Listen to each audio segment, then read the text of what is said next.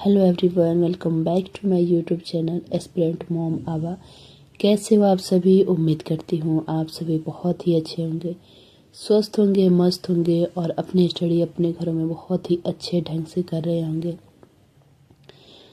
आज न मैं आप लोगों से एक छोटी सी रिक्वेस्ट करूँगी। अगर आप हमारे चैनल पर नए हैं तो चैनल को सब्सक्राइब कर लीजिए और वीडियो पसंद आए तो वीडियो को लाइक जरूर कर दीजिएगा।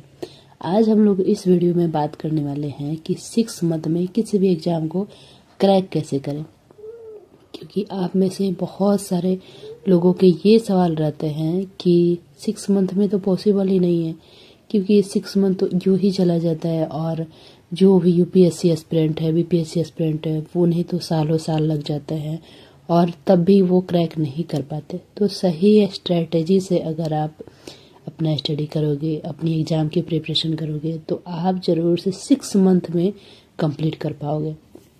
तो वो क्या है स्ट्रेटजी, आप लोगों को मैं इस वीडियो में बताऊंगी। तो वीडियो में लास्ट तक ज़रूर बने रहिएगा। आपको पता है हर साल करोड़ों लोग एग्ज़ाम देते हैं, लेकिन उनमें से कुछ लोग ही सेलेक्ट हो पाते हैं। पता है आपको इसके पीछे का रीज़न क्या है? आपको ऐसा लगता है कि अगर कोई भी एग्ज़ाम क्रैक करना है तो उसके लिए हमें सालों प्रिपरेशन करना पड़ेगा।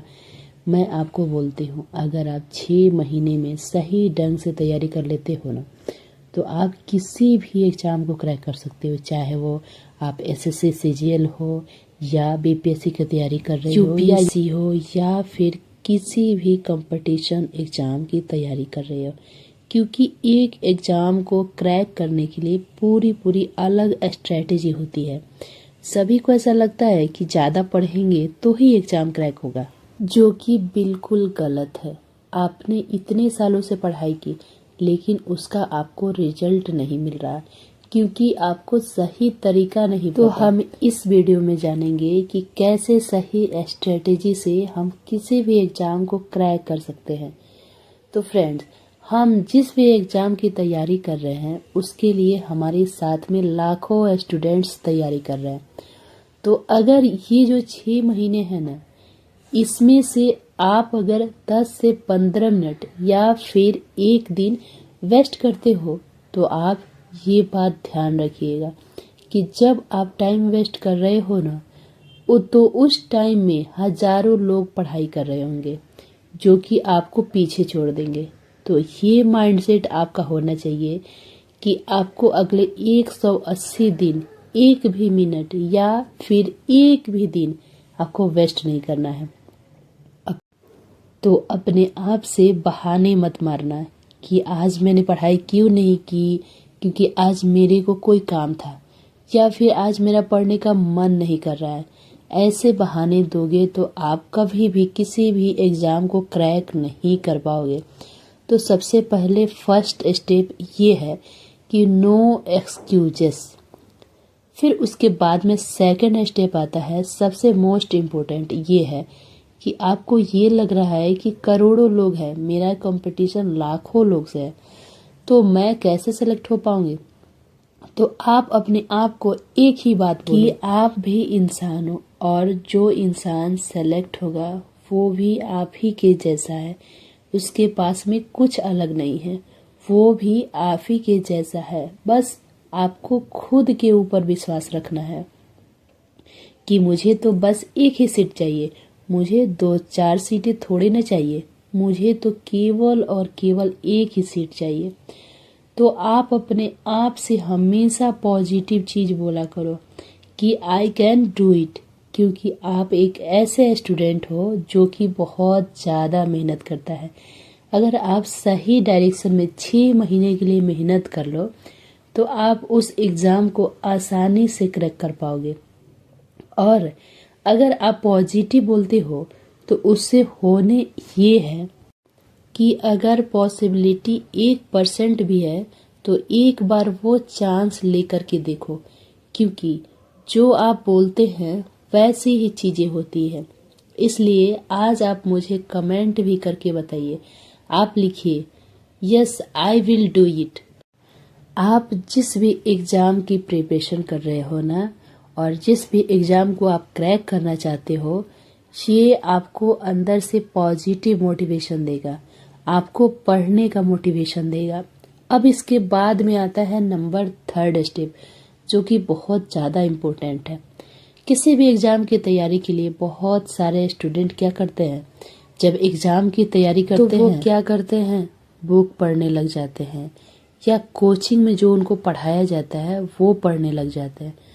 मतलब कि आप सबसे पहले एग्ज़ाम को पढ़ो कि एग्ज़ाम आपसे क्या पूछना चाहता है, क्योंकि आजकल इतनी सारी कोचिंग इंडस्ट्रीज हो गई है जो कि आपको एडवांस्ड लेवल का पढ़ाते हैं और आपकी एग्ज़ाम में वो आता भी नहीं है। आजकल ऑनलाइन इतनी सारी चीज़ें मिल जाती है। तो सबसे पहले फोकस जो करना है आपको प्रीवियस ईयर पेपर के ऊपर करना है। उसे आइडेंटिफाई करिए कि किस तरीके के क्वेश्चन पूछे जाते हैं, किस टॉपिक से बार बार क्वेश्चंस पूछे जाते हैं, ताकि आपके पास्ट में लिस्ट ऑफ इम्पोर्टेंट टॉपिक रहे और आप उसके ऊपर ज़्यादा फोकस कर पाए। क्योंकि अगर आप इधर उधर टाइम वेस्ट कर देंगे ना तो आपसे एग्ज़ाम क्रैक नहीं हो पाएगा। तो आपको एग्ज़ाम क्रैक करना है, आपको इन्फॉर्मेशन ज़्यादा नहीं लेनी है, आपको एग्ज़ाम क्रैक करना है, वो भी कम टाइम में। यदि आपका आने वाला कल अगर आपके लिए सफलता लेकर आया तो किसी को क्या फ़र्क पड़ता है, किसी को कोई फ़र्क नहीं पड़ेगा कि आपके बीते हुए कल में आप कितनी बार असफल हुए थे। आपको लग रहा होगा कि समय बहुत निकल गया है, यहाँ से मैं अपना लक्ष्य प्राप्त नहीं कर पाऊंगा या कर पाऊंगे, क्योंकि समय बहुत कम बचा हुआ है। ये भाव आपके अंदर किसने डाला? आपके आसपास के बच्चों ने, या इंटरनेट पे आपने बहुत सारे कमेंट पढ़ लिए होंगे, कुछ ऐसे वीडियो देख लिए होंगे जो आपको नेगेटिव थॉट दे रहे होंगे कि यहाँ से अब आपका सिलेक्शन नहीं हो पाएगा, क्योंकि अभी तक आपने अच्छे तरीके से पढ़ना शुरू नहीं किया है। अब आप अपने लक्ष्य पर नहीं पहुंच पाओगे क्योंकि कल तक आपने जीवन में मेहनत नहीं की है। दुनिया बहुत बड़ी है। अगर आप प्रॉब्लम को सही में सॉल्व करना चाहते हो तो अब आपको इस दिशा में सोचना पड़ेगा, राउट में वापस आना पड़ेगा। रात में 3 बजे सोते हो, 12 बजे उठते हो, दिन भर पढ़ने की कोशिश करते हो, पढ़ाई में मन नहीं लगता, तो क्या आपकी सिलेक्शन हो पाएगी? आप अपने आप से पूछो।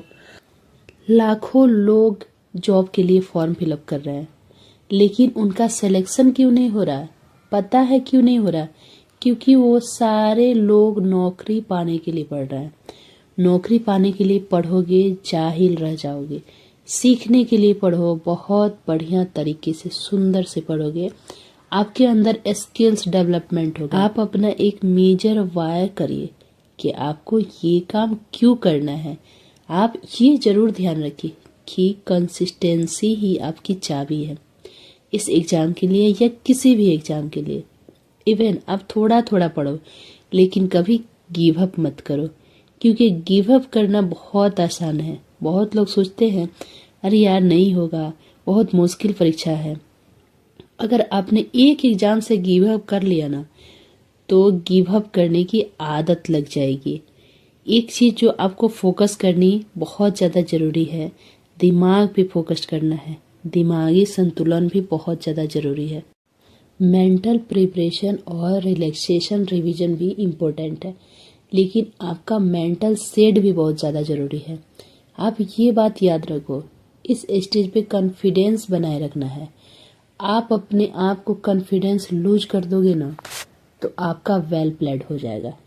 और आपने अपना जो भी शेड्यूल बनाया है, जो भी टाइम टेबल बनाया है, अपने फैमिली के हिसाब से, जैसे आपके फैमिली में टाइम मैनेजमेंट होते हैं उस हिसाब से, तो उस टाइम टेबल को ज़रूर से फॉलो करो।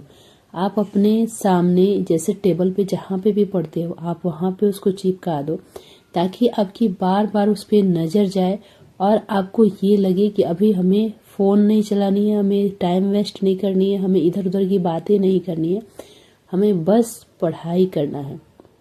और ये चीज़ अपने माइंड में अगर आप सेट कर लोगे ना तो आपके लिए स्टडी बहुत ही आसान हो जाएगा और आप 6 महीने में एग्ज़ाम को क्रैक कर सकते हो। अब नेक्स्ट ब्लॉग में मैं बताऊंगी कि 6 महीने में क्या क्या पढ़ना जरूरी होता है और आप कैसे अपनी कंसिस्टेंसी बनाए रखेंगे। तो आई होप आप लोगों को ब्लॉग पसंद